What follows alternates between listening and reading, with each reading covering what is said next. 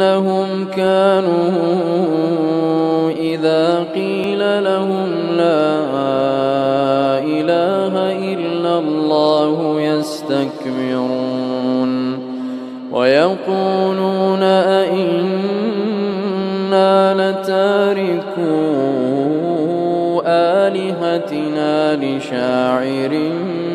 مجنون بل جاء